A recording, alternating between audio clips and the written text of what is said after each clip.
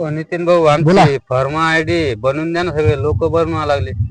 ते ऍग्रीस्टॅक वर रजिस्ट्रेशन केलं होतं त्याची आयडी का? हो, अरे परत तुमची तीच बोंब झालेली आहे. सगळे लोक बनवा अरे लागले भाऊ. ते सगळे बनवा लागले, पण त्या सर्व शेतकऱ्यांना हे कळत नाहीये की हे अवैध, हे वैध नाहीये, हे मान्य नाहीये.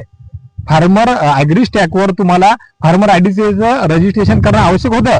कोणत्या कोणत्या ठिकाणी, कोणत्या कोणत्या गटमध्ये, कोणत्या गावामध्ये तुमची जमीन आहे, किती जमीन आहे, किती सहधारक आहे, सामायिक आहे की प्लेन आहे, हे सर्व तुम्हाला शासनाकडे ही नोंद असणे आवश्यक होतं. त्याकरिता फार्मर आयडी रजिस्ट्रेशन बर. करणं आवश्यक होतं. बर पण तर आता लोक- अरे दादा, फार्मर आयडी तुम्हाला शासनामार्फत मिळणार आहे, तुमच्या घरापर्यंत येणार आहे, किंवा त्यांच्याकडून त्या पोर्टलवर जेव्हा डाउनलोड करून बनवायचे काही ऑप्शन येतील त्यावेळेस तुम्हाला मिळणार आहे. हा, मला हो ना, आता गावामध्ये बरेचसे जण भेटले, नाही, तेच त्यांनी माहित झालं सांगितलं म्हणून खूप सर. गर्दा पाहायला मिळतो सेंटरवर. हो. अरे बरं झालं तुमचा विषय काढला, थांबा मी सांगतो तुम्हाला.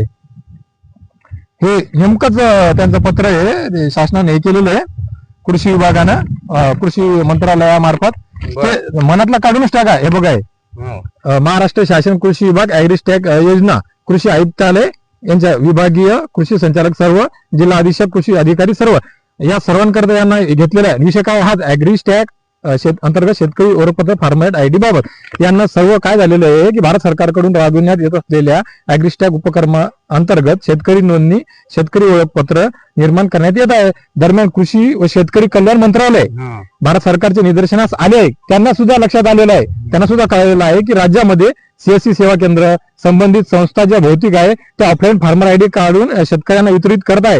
परंतु या संदर्भात मंत्रालयाने स्पष्ट निर्देश दिलेले आहेत की ऍग्रीस्टॅक अंतर्गत कोणतीही भौतिक ऑफलाईन फार्मर आयडी कार्ड अधिकृतपणे मान्य करण्यात आलेले नाही.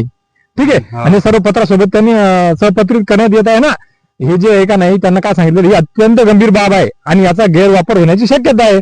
त्यामुळे कोणत्याही संस्थेला फार्मर आयडी कार्ड छापण्याची, वितरित करण्याची किंवा त्याची प्रत प्रसारित करण्याची परवानगी देण्यात आलेली नाही दादा. असं आहे. हा, त्याकरिता व्हॉट्सअप संदेश, वृत्तपत्र, दौंडी देणे इत्यादी मार्फत व्यापक प्रचार प्रसिद्धी करण्यात यावी, याकरिता सुद्धा यांना सांगितलेलं आहे. आता कृषी विभागामार्फत सर्व शेतकऱ्यांना कळवण्यात येईल की तुम्ही कुठेच फार्मर आयडी सध्या काढू नका, तुमचे रजिस्ट्रेशन ऑलरेडी झालेले आहे. असं आहे का? तुम्हाला कुठे आवश्यक वाटलं तर महा DBT वर किंवा तुम्हाला जे पावती दिलेली आहे त्याच्यानुसार तुम्हाला तुमचा फार्मर आयडी पाहता येतो मोबाईलवर.